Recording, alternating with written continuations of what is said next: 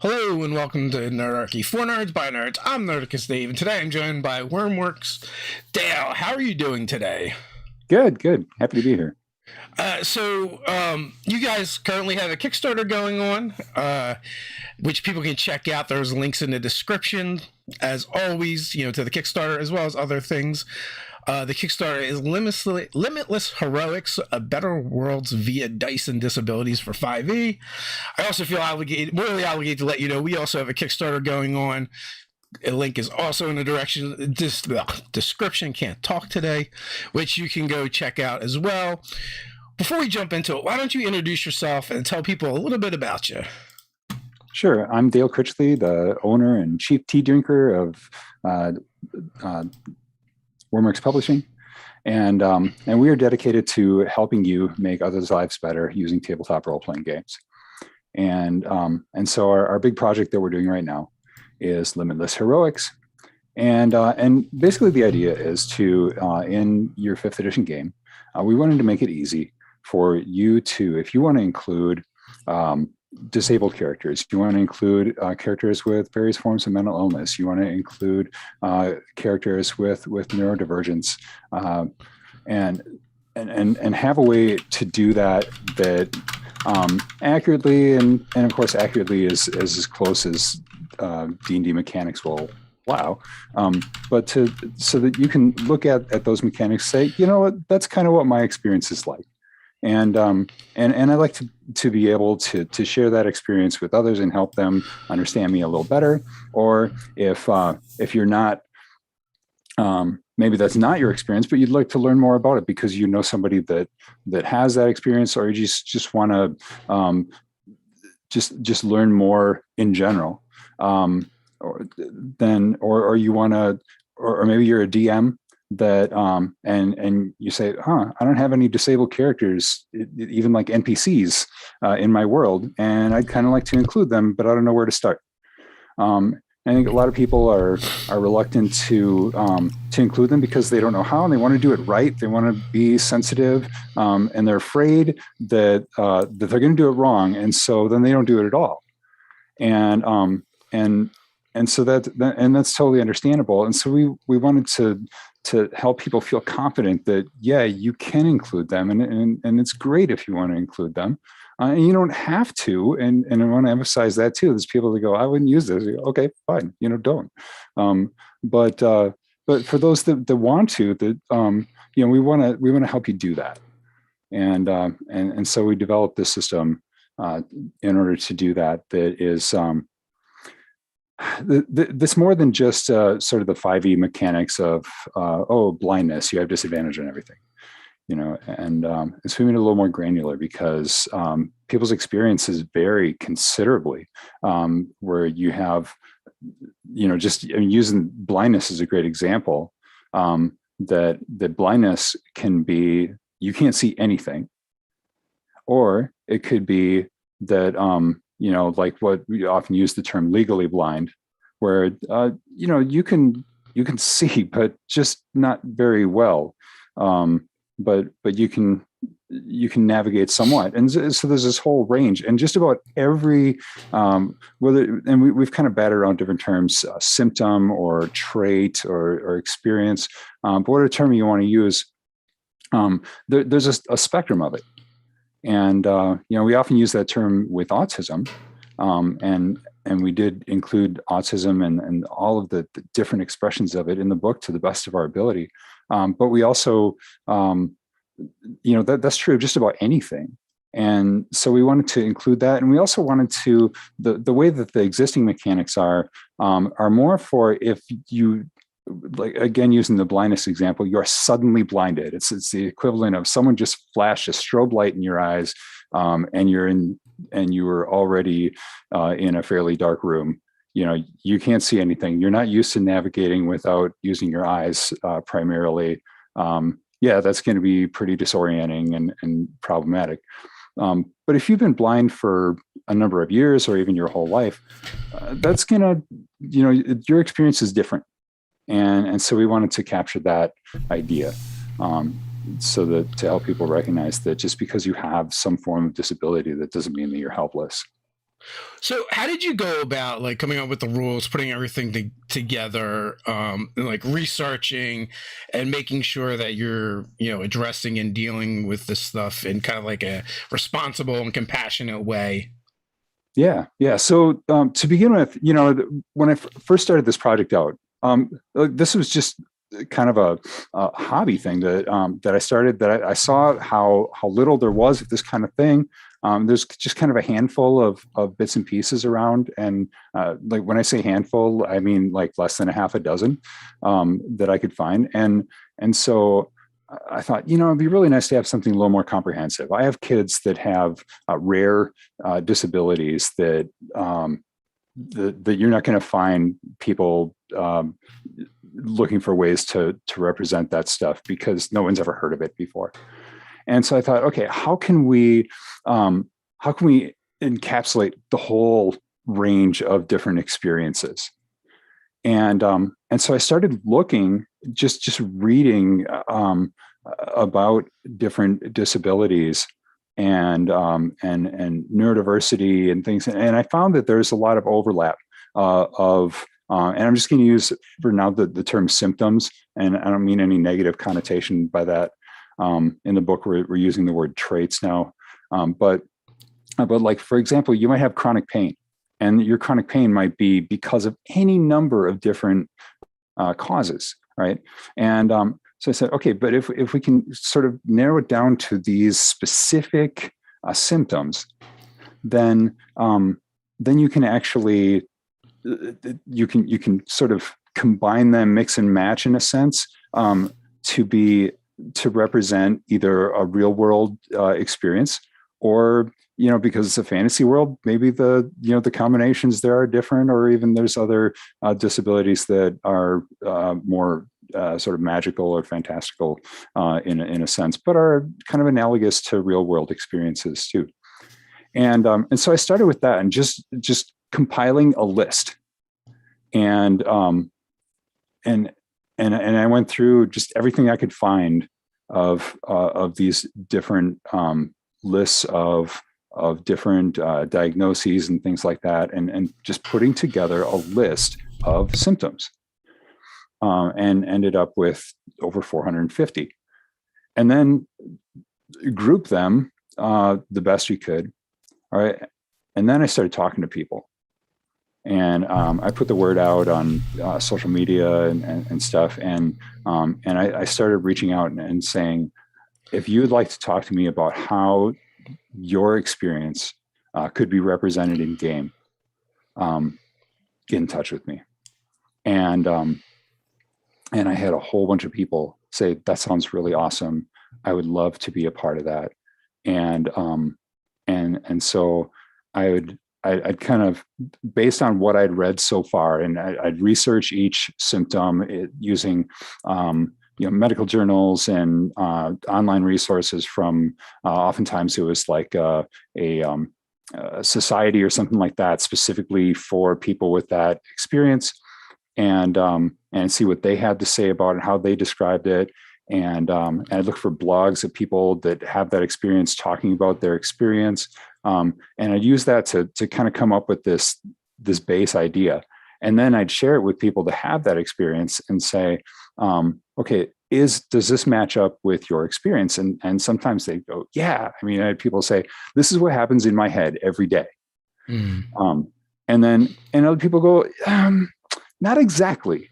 It's more like this. And then, I tweak it, and I'd come back to him and say, does that look right? And yeah, that's close. But then there's also, this aspect or something like that. And so just keep tweaking it until they said, yes, that's exactly it.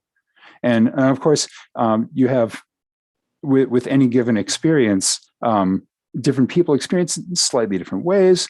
And then, people even look at the game mechanics a little bit differently, and how they understand the game mechanics. And so try to get, and I've found that the response we've gotten from the people that have really sat down and spent a lot of time talking to them, that we're actually able to come up with mechanics that kind of everybody could agree on. And And so we're still tweaking stuff. We have some plans that we haven't announced yet, but that are going to be to help us really expand on that and make sure that we are connecting with as many people as possible and hearing their experiences and comparing that with what we have, so we can really honestly, represent those experiences. What has the response from the community been like? It's been mixed, and pretty polarized. There's been, I mean, if you go to the Kickstarter and you look at the comments section there, I've talked to friends that have run RPG Kickstarters that say, yeah, that's not what our comments section looks like, because people are just like, oh, this is amazing, this is wonderful, I'm so excited about this, like I've been looking for something like this for so long, this just made my day, and on and on, and it's just like when I'm feeling sad, I go and read the comments section of the Kickstarter, and it makes me feel good, because we want to make people's lives better, and they're already experiencing that just knowing that this exists. I've also had people that have said, okay, I know the book's not even out yet, but just hearing about it, I've started adding disabled NPCs to my world, and because it's just something I never thought of before, and now that you made me think of it, I've added it, and great, awesome, I love that. And then on the other hand, there's been people that have said, there's people that are okay. Some people are just toxic and are just mean and are throwing around ableist slurs and things like that, and that's always going to happen. All right, but then there's also been people that are concerned, that are going, are you actually? Is this actually helpful? Or is this going to be? Is this going to be misused? All right. And so, our response to that is number one, if you look at, we have two different professional sensitivity readers on this project that are coming from different backgrounds, that are just immersed in all of this stuff, full-time professionals that really know how to handle all of this. And so we're relying on them really heavily, and really appreciating the feedback from them, because we want to do it right. We want to make sure that that this is something that is beneficial, because that's what we're all about. And then there's people that go, okay, but like I'm disabled, but I don't want to play a disabled character. I want to imagine a character that I'm not disabled, and that's fine. And so I say this book isn't for everyone, or maybe you personally do not want to play a disabled character, but you'd like to include them in your world, and well, I mean, certainly you can just kind of role play that and not do it with game mechanics, and great, right? But if you're looking for something that's going to kind of help you work it in with the game system a little more, we offer this, and you can use it as is. You can use it as suggestions, and then tweak it for yourself. I mean, that's what third-party supplements and homebrew and all that kind of stuff is all about. So, do you have a section that's for players and a section for GMs? Is it separated? Sort of. I mean, so the opening has a lot of different little pieces on here's how to handle this right, and some of it leans a little more toward players, and some of it leans a little more toward GMs. But it's more kind of communal. Hey, let's all agree that that we're going to use this respectfully, and we're going to avoid, as a DM, you're going to avoid certain tropes. As a player, you're going to, you're going to be careful about how you portray these things. And and we also have a podcast called Gaining Advantage, where I invite, and this invitation is for anybody out there that is applicable to anyone who is disabled or neurodiverse or has mental illness that would like to come on the show and talk about how you would like to see your experiences portrayed in game. The idea is that people then can take the game, and then they can actually listen to you and hear from you what your experience is like, so that they can have that firsthand understanding that will not only help them more accurately portray that experience in game, but also just the whole idea is so that you better understand the people in the world around you. So, have you been already using these rules and kind of this supplementing this in your own games? Yeah, and we also did made some. If you jump on the DMs Guild, you'll see some accessible adventures of the week, and where we included in some of that, and like this is how you could do it. Those were using kind of draft rules, and so the stuff that's included in there will be changed to some degree when the final product is out. But we just wanted to give people an idea of like how you could actually do this. And those were really helpful for just kind of as examples of how does this work, and getting feedback from people that used them and stuff like that. So yeah, and then just sharing there's a lot of people that after that sort of initial phase, I'd see people talking on Twitter about on ADHD or something like that, and they're talking about their game experience, and so I'd say, hey, I've got this write up, I shared this with some other people, and I'm wondering, does this reflect your experience? And people would look at it and go, yeah, hey, can I use this? Yeah, absolutely. Let me know how it goes. And so getting feedback for that way from a lot of people too. So you had mentioned that you had been working on this for a while as like kind of like a pet project before you decided to bring it to Kickstarter and make it into an actual product. What was the impetus for that? What was like the moment where you're like, you know what, I feel like I need to do this? Yeah. So I realized that if I'm going to do it, I need to do it right. And if you're going to do it right, all right, number one, you need sensitivity readers for something like this. You need highly qualified ones, and I need to pay them. And it should have art. I didn't want it to look shoddy, like something that was just cobbled together.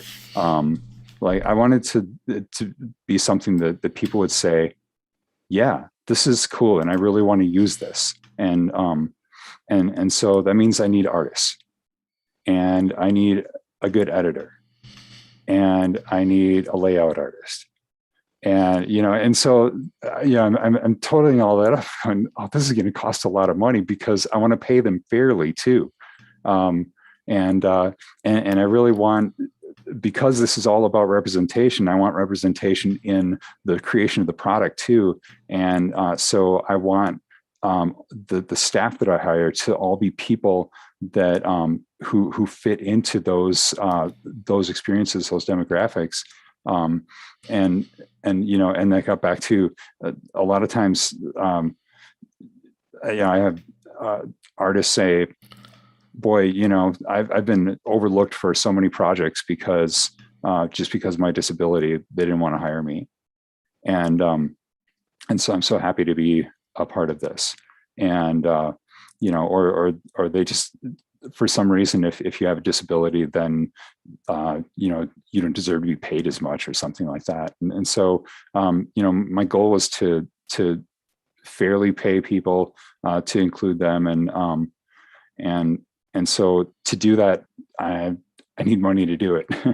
And I needed to be able to, if I was going to do it right, it couldn't be something that I was just kind of working on, on the weekends or something like that. I needed to really be able to focus on it. and so I quit my job and went full time on it, which means I also need to be able to feed my family somehow. And so, by the time last night I was laying in bed, kind of running the numbers in my head, and I'm probably, once you figure out all of the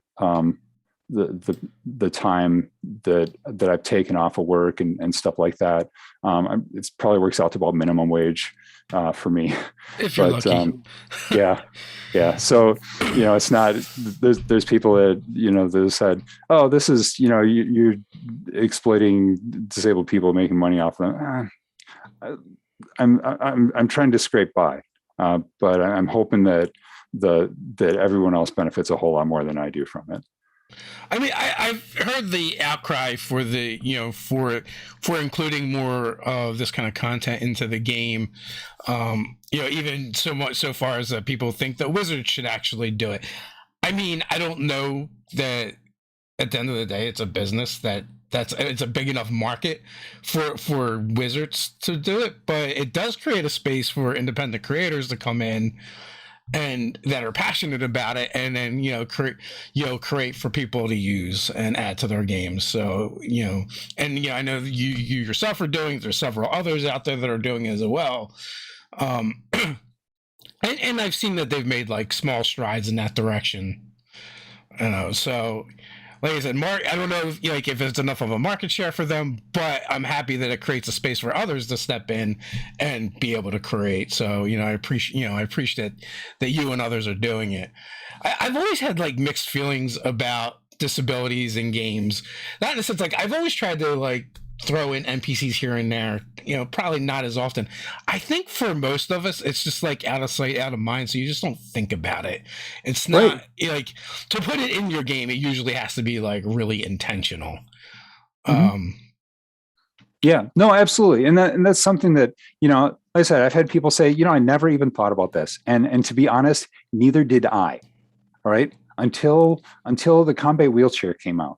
Until Jen Kretschmer's Candlekeep Mysteries thing came out, it's something I never thought about. And I mean, and disabilities are a big part of my life, my family, my work and stuff before this. But it's, actually implementing in game, I never thought of it. But once I did, I went, oh, yeah. And I thought, okay, how can that be done? And yeah, I mean, depending how you play, if you're just like, I just want to go kill some zombies, like, fine, great. But if you're interested in saying, hey, let's explore it. Like a lot of fantasy and sci-fi media is all about exploring real world issues, but looking at it through another lens, through that fantasy lens or whatever. And by looking at it from that different perspective, that you get a fresh look at it and you learn something from it. And, and you can look at how, whether it's Star Trek or, or all kinds of different things. You look at it and they're handling it in their context, and it allows you to see it in a way that you might overlook it in your own personal context. But then you look at your own personal context a little bit differently afterward. And that's kind of the idea behind this. So the Kickstarter we have going on now, like the kind of the cover character has a prosthetic and it's a dwarven female working at the forge, and it's like loosely a little bit based off a character I played back in like second edition that was a thief that had his hand lopped off for stealing, and then kind of had like an epiphany and kind of like turned around, and I don't know if he was a paladin or wanted to be a paladin at the time, and so he replaced attached a weapon to the stump. And so I was like, going forward when we're trying to figure out like what is going to be the iconic character for Mage Forge,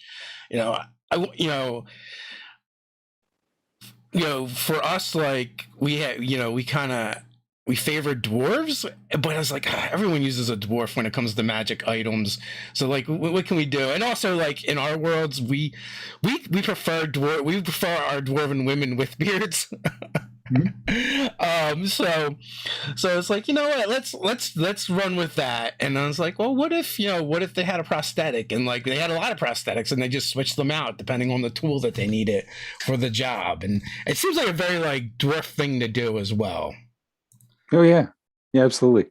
And that, that's something else. Since you mentioned prosthetics, well, not only did we have a stretch goal for that we hit, and in fact, I was just today contacting someone who works specifically in orthotics and prosthetics, who's going to be helping out to look at how we're handling that and making sure, because that's a whole thing too.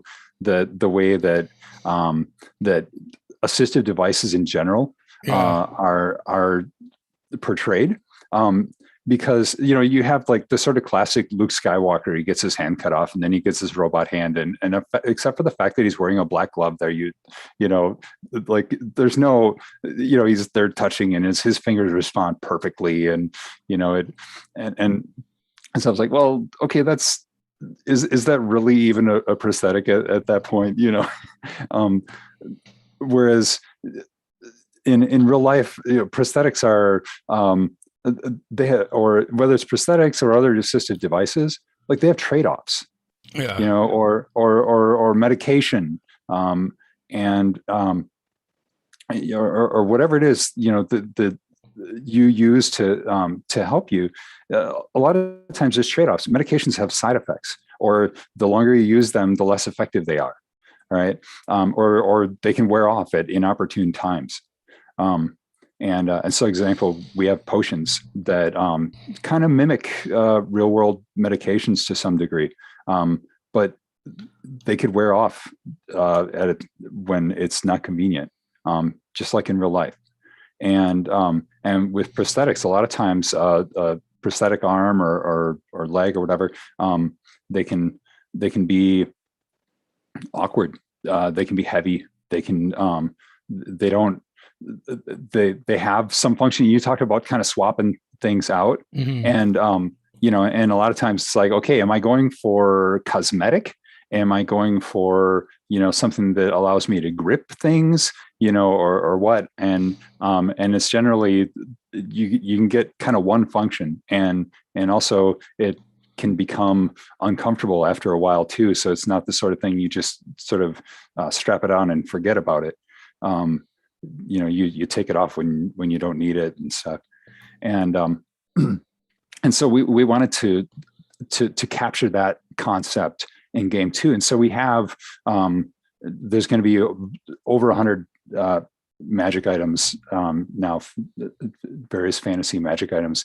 And but when we put them together, we kind of have that idea that these have trade-offs, whether it's whether or in some cases it's not a magic item, it's a spell, and maybe it's even a standard spell right out of the basic rules, but and that will help you, but you have to burn a spell slot to use it, and so that's a spell slot you won't have for something else. So there's items where this will, you can either use it for protection against something, or you can use it to help with your disability, and you kind of like, well, I've got 3 charges today, and how do I use them? And so it becomes kind of a resource management thing, because real life, there's those trade-offs. There's those, I've got to decide how I'm going to use this today. And so we wanted to help people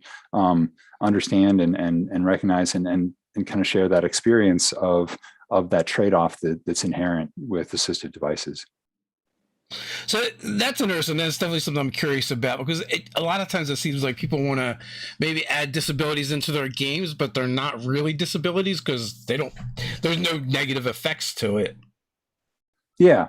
And so, going through, we wanted to, some people say, well, you should, punish the players. We're not trying to do that, but we do want to reflect that, some things in life are more difficult depending on who you are, or what your experience is. But at the same time, there's also benefits too. If you're blind, guess what? Someone casts magical darkness on you. You don't care. Yeah. You've already learned how to navigate, and and so you have advantages in that situation, right? Or if you're used to dealing with chronic pain, while you've kind of like you get used to it. It's not that all of a sudden it doesn't hurt as much, but you're so used to it, like your pain tolerance level increases. And so there's certain things where maybe you're gonna have bonuses on saving throws against psychic damage or something like that, because you're like, oh yeah, this is this psychic attack, for me, I call that Tuesday. Right. So it's like there's certain advantages just from being used to experiencing these things, and so there's bonuses in some cases that come along with it too, and so we've really tried to as we go through, and in fact I'm actually going through the whole manuscript again, looking at what other bonuses can we include that encapsulate that idea of learning how to live with these experiences and the benefits that come from that, or just that where if you say you hyper focus on certain things, and so you have bonuses when it comes to those areas, or things like that, to help people understand that just because you don't fit into the sort of neurotypical or whatever term you want to use, while you may have more difficulty in some areas, you have advantages. You're better off in other areas, and we want to capture that too. You're not helpless. It's just your life is just different, and you just have a different set of challenges, and you have a different set of experiences, and that's what we're trying to capture. Yeah, I think it's interesting when you mentioned like someone with chronic pain, because if you've ever been around someone with chronic pain, every once in a while you'll see them grimace or something, and then you'll ask them about it and they don't know what you're talking about, because they're just like used to dealing with it all the time, and they have to stop and think about it and be like, oh, it's this or that or whatever. Right.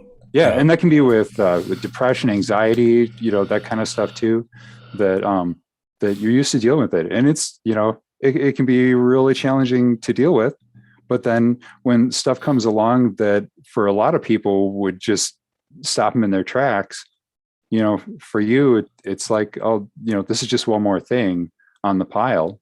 And so, yeah, it's still hard. It doesn't negate the challenge, but you're used to dealing with that challenge. I mean, it's also good. Anything that brings up awareness for things that a lot of people don't think about. My wife has a super rare autoimmune disease. So like, I'm sympathetic to what you said about your kids earlier. And we were together for over 20 years, before she got diagnosed with what she had. And there's only like 4,000 known cases. So, when I tell people, I'm like, well, it's this thing, it's in the MS family. Right. And then, but because of that, and like when she finally got diagnosed and we figured out what was going on, she got put on like mega doses of steroids, which then like destroyed her hips and ended up having to have both of her hips replaced. And she's only, a couple years older than me. So, and super young. Like when we were at the doctor's office, he's like, usually the insurance company is going to fight with me over this, but not in this case. Because the heads of the femur were just like collapsing in on themselves. But so like someone sees her and she's got a handicap plaque, and they're like, well, there's nothing wrong with you. But like, you can't see what's inside someone. You don't know, she's got a bunch of nerve damage. You don't know what kind, how bad that is on any given day. Like, initially when she had her her worst attack was diagnosed and everything, like she was ambidextrous, but then she had to go to become a left-handed for a while, because she kind of like she lost use of the right side the way she used to, and she couldn't write with her right hand, and then which it came back. but like it just goes to show that there's just things that are going on with people and you just don't know, or I forget the term for some people that use wheelchairs some of the times, but they don't need to use them all the time. Ambulatory. Yeah. Mm-hmm. Yeah, and that was a huge. Boy, I've seen that so often. I mean, I've seen just really horrible memes where I've had to correct friends on social media that I know that it was just their own ignorance. But yeah, that whole idea that if you're in a wheelchair, if you use a wheelchair, that you can't walk, that you're paralyzed, and like no, people use wheelchairs for all kinds of things, and that was part of. That was part of this too, is dispelling those myths. When you're at the store and you see someone who's like in their late teens, early 20s, and they're using the electric cart at the store, and everyone thinks that they're just being lazy and joyriding and stuff, especially when they stand up to get something off the top shelf. And no, you know what? That is not your right to to make that judgment, because you don't know what's going on with them, and it's probably that it's they can walk little bits, or it's painful, or or whatever. And so that was it was those kinds of things also that we're hoping that this will help people understand just the vast variety of experiences and why people use different assistive devices. It's not a one size fits all. It's not that everyone has that same experience. Will you have like examples of NPCs and ways to kind of like introduce this stuff into your game as the GM? Yeah. We have one of our stretch goals was 10 additional NPCs, and so those are have begun to be made, and then we also have our top two backer tiers involve people being able to create an NPC, to work with our NPC team to create more characters that will be included in the book. And so the idea is that if you would like your own experience, or the experience of someone that you care about to be expressed, or you just like to see how a certain experience would be expressed as a character, that we're going to do that. We're going to create those and have provide like backstory ideas and plot hooks and all kinds of stuff like that to go with it. And so we'll have, I think right now with the extra 10, I think we've got about 20, I want to say, off the top of my head, orders. So that'll give us 30 just to start out with. And we've got a couple of weeks left of the Kickstarter yet, so I'm assuming that that'll go up. And so yeah, and we're also, if we haven't crossed it, we're just about to cross our 40,000 goal, which will also include an adventure that is written by some of you probably familiar with Alicia Marie, and she's writing that adventure for us, and that's going to give you another way to see how to take these concepts and implement them in the game. So yeah, both the NPCs and the adventure will hopefully be helpful resources. You're close. Less than 500 to go. Yeah, it's so close. We crossed the 1,000 backers like right before it came on, and so that was pretty exciting. Congratulations, very cool. Yeah, and it's completely funded for people that are interested in checking it out. So, do you have plans for Wyrmworks Publishing in the future beyond this product? Are you going to kind of stay in this kind of area, this realm, or do you want to go off in different directions? So I've got a lot of different ideas. I think on this, there's definitely things that I want to do. For example, just because we're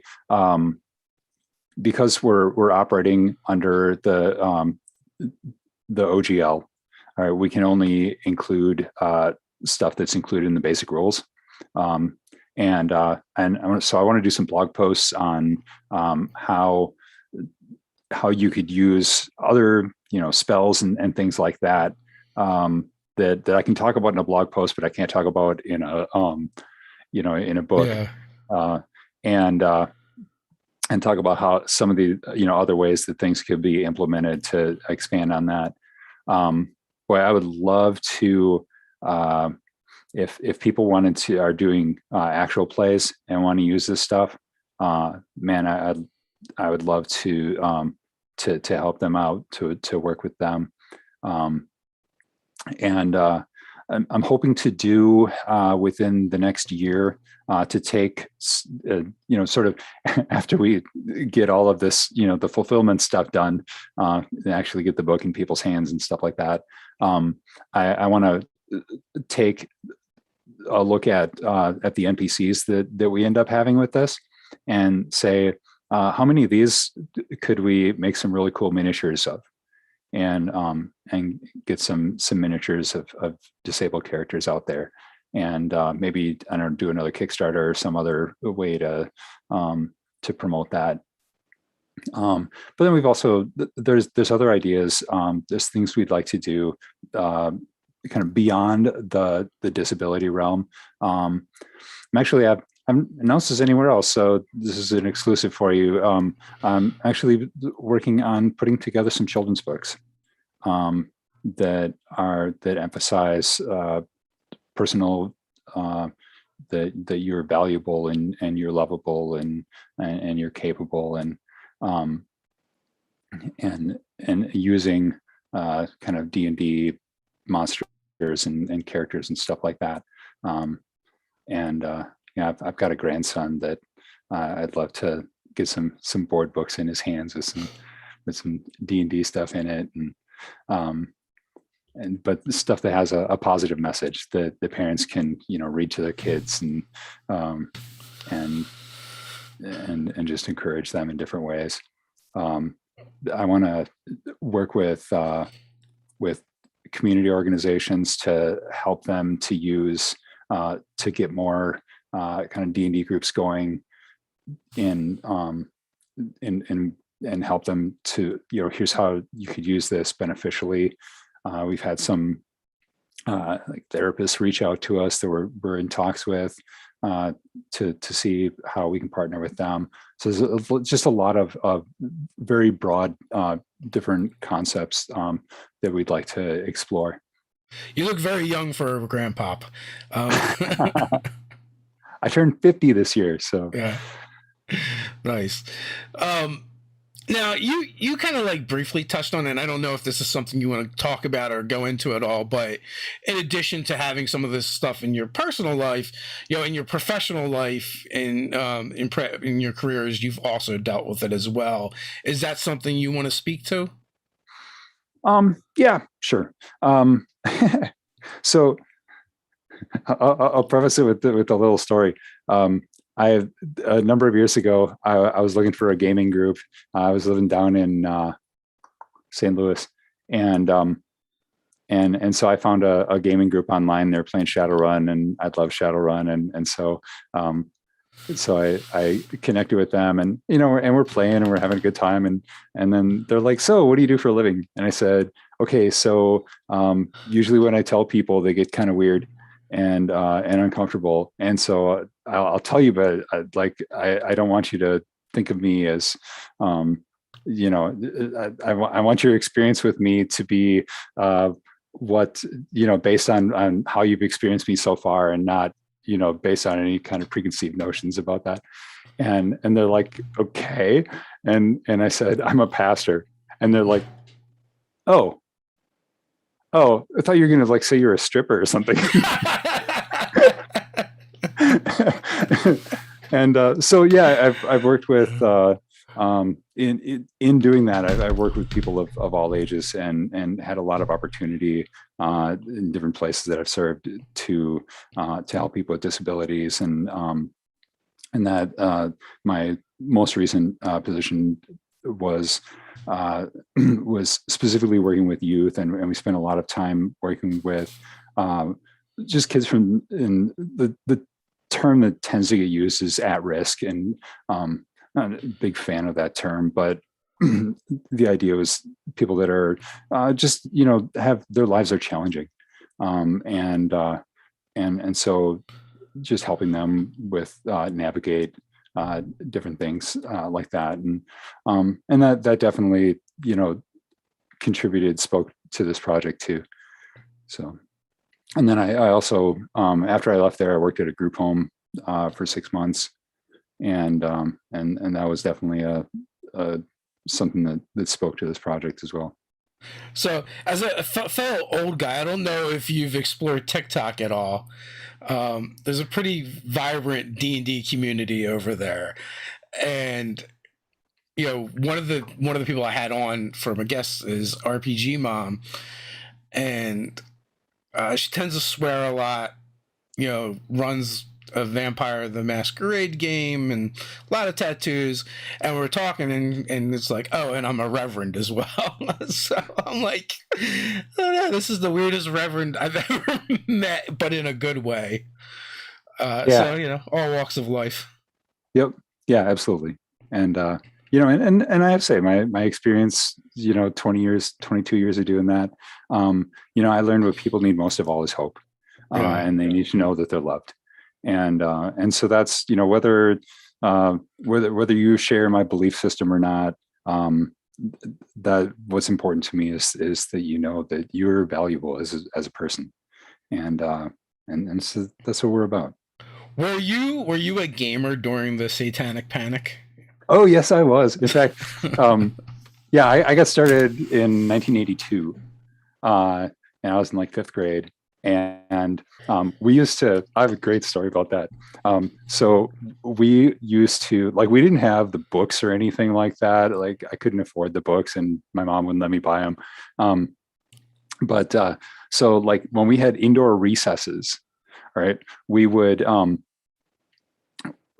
we would just take a piece of notebook paper and, and a pair of 6-sided dice and it would be you'd draw a line, here's your 10-foot corridor, and then it forks, and then you'd roll it. If you roll high, it's something good, something bad, whatever. And so we were just, it was pretty much all theater of the mind, except for this little, basically a maze or whatever. And so we were just, it was other kids were playing poker or whatever. And so we're playing our kind of version of D&D. And then all of a sudden we're told, wait a minute, the other kids were playing poker in 5th grade? Yeah. Yeah. And so we're told, one of those at-risk youths. Yeah. So we're told, okay, you guys need to stop doing that. We're like, why? And we just don't think it's a good idea. What? All we're doing is sitting around telling stories and occasionally rolling dice. There's nothing. And we're they're playing poker. Okay, so could we just say that we're playing craps? Yeah. But no, we had to stop playing in school. Well, you showed them. You've infiltrated the church, possibly a double agent for Satan. I don't know. Well, we had kind of part of how all this got started too is while I was at my last church, I wanted to, with the teens that we were working with, I wanted to get more adults in their lives, just because I think that the multi-generational relationships are important. And I was like, okay, how do we do that? D&D. So I started a group at the church, and we had our first day, we had 16, 18 people show up.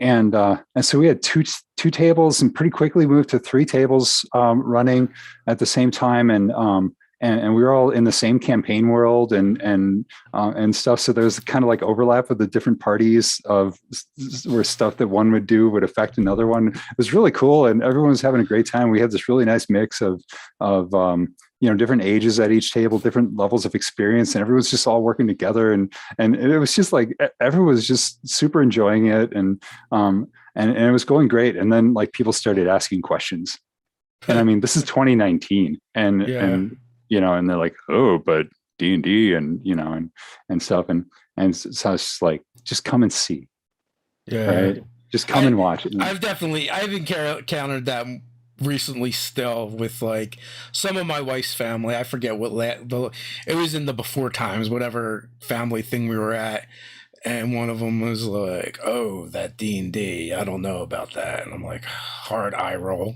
Like, no, they came, and we had a bunch of people that came, and they just sort of like walked around, and they sit down at the table and sit and listen for a while, and then they get up and go to one of the other ones. And I said, and they're all just kind of like smiling and watching. And I said, it was like a bunch of cheerful dementors. Yeah. What was the end verdict? Did it pass muster or no? Yeah. At the end, they're all like, there's nothing wrong with any of this. It's just people sitting around telling stories and rolling dice. It's like, I mean, I know some games can get weird, but ours tend to focus more on, the heroics and being the good guys.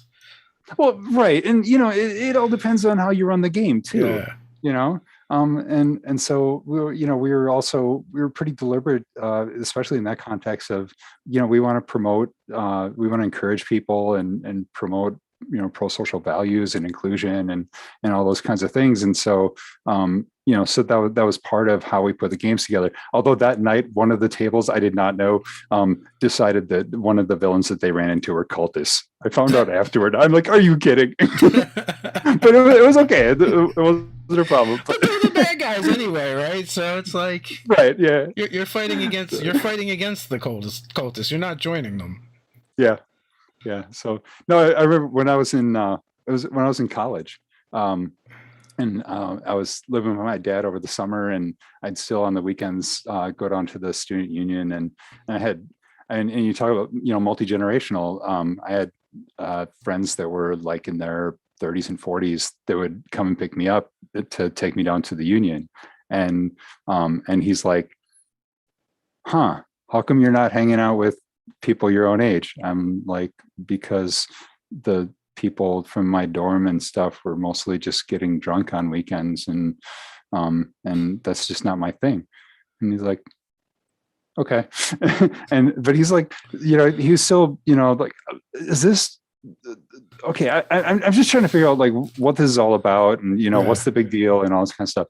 And he's like, can you just run me through a game? I'm like, yes, that is the correct answer if you have concerns. And so like I was looking for something quick, and so I actually ran them through the old Phaser Marvel Superheroes game, because it's like really quick and easy to pick up. Yeah. And so I had him and my stepmom make characters, and I just ran them through an encounter and stuff, and we get all done, and he's like, that's it?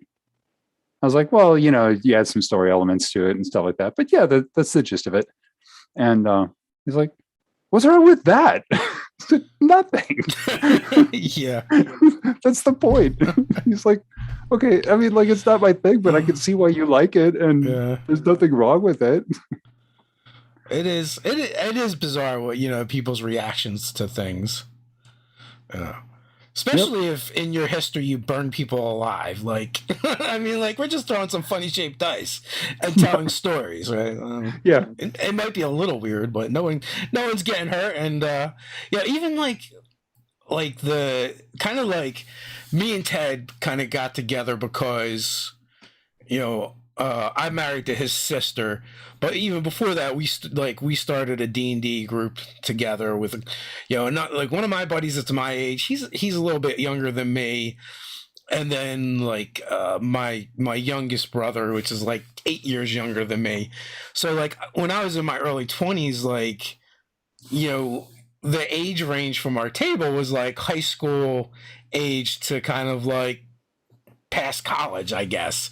And you know, and it kind of always it had been like that, but it also tended to skew younger because I don't know, anyone that's had a D&D group for a long time that's kind of kept going, you tend to cycle out in and out players, right?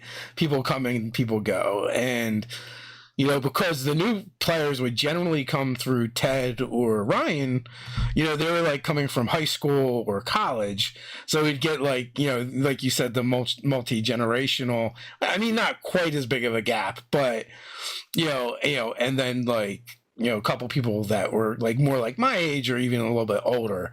So it would be this kind of range. But that's what we did every Saturday night. Like, you know, people start showing up anywhere between 3 and 5 o'clock. And then we'd play until maybe, you know, the sun started coming up. And like, kind of like when Ted started dating people, he's like, well, this is what I do on my Saturday nights. And even like with my wife, she just knew that's what I was doing. But on the plus side, like I wasn't going out to the bar. I wasn't at strip clubs. I wasn't, you know, going out and getting crazy in my early 20s. I just wanted to be a dork and pretend to be an elf in the woods, right? Like that was it. Yep. Yeah, exactly. So what was your first, like, what was your first like actual game experience? Like when you guys started making it up, like what did that like kind of like what did that come from? How did you know to do that, or is that? Oh yeah, so it's actually started. I was in Boy Scouts, and Okay. we were at camp, and like one night, one of the guys who actually had the books and that was like, "Hey, you guys want to play D&D?" And we're like, "What's this?" And you know, and it was like, oh, this is cool. And the funny thing is, I don't remember that experience except for everyone's like, I want to be a fighter, and like I wasn't even sure what that was, but I was like, that sounds good. Yeah. And you know, and so I don't really remember, you know, beyond that except for like sitting in that screen tent, you know, at night with a lantern, you know, playing D&D. Which to the wrong person, that would sound really insidious. But but then you know, there after was a having lot worse that going on in the Scouts back then, so right. play D&D, please. Yeah. And but then, you know, like after we got back, you know, to town and stuff like that, we started you know, like going over to his house and playing and stuff. And actually one of the first adventures that we did was the Tomb of Horrors. Oh, nice. Break you in right. Jumping in and your feet, both feet, you know. So yeah, I remember that. And it was just like, wow, this is so much fun, you know, and it's just been, you know, in big part of my life ever since. Ted also got started in gaming via the Boy Scouts as well. And yeah, I've definitely heard that story. Occasionally you get a church as well. I've heard that come up a few times, that one is always surprising. But you know, I guess not as much now. You know, a lot of people, you know, it's infiltrated everywhere, and there's not nearly as much of a stigma as there used to be. But I mean, there's still somewhat. So Parks has a question for you. As a pastor, have you ever used Bible stories as part of a crux of a D&D game? No, I haven't.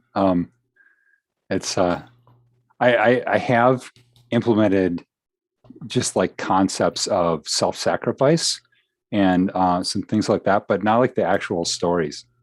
A lot of it's already in the game. Like you can see the influence, especially the earlier editions and the spells. Like half the cleric's spell list seems like things that happened in the Bible. So yeah. Go read the Book of Acts, and you'll find most of the cleric's spell list in there. And also if you look at the, you know, some of the other stuff like early editions, vampires were most vulnerable to crosses, you know, regardless of, you know, other holy symbols, but especially the cross. Like it was right in there. It was canon. Because Gary Gygax was a Christian to varying degrees throughout his life. Yeah. but yeah, so that definitely was a part of it. And I mean, just the fact that, you look at influences like Tolkien was a Christian and stuff like that. And so there's definitely those influences. And just because it's Christianity's had such a huge impact on Western culture, just a lot of that stuff bleeds in those stories and things like that. But yeah, I mean, Nerky, we're big fans of stealing from everywhere, so there's plenty of inspiration to be taking from probably a lot of the different religious texts. We are at the hour mark. Final thoughts before we head on out? I appreciate the chance to talk about this, and I'm really excited about people that are finding this helpful, and I believe that the game space can be inclusive of both those that want to implement this kind of stuff in their game and those who don't. And so like it or not, it's okay either way. Yeah. But just, if people, if you don't want to use it, that's not a judgment on you or something like that. And if you do, if people want to use it, then let them, so. Yeah, that's for sure. Kind of enjoy what you enjoy. Well, thanks for coming on. And as always, folks, links are in the description. You can check out Limitless Heroics over on Kickstarter. Also, our own Kickstarter is going, Mageforge. All the links are in the description. And until next time, stay nerdy. All right. Thanks, everybody.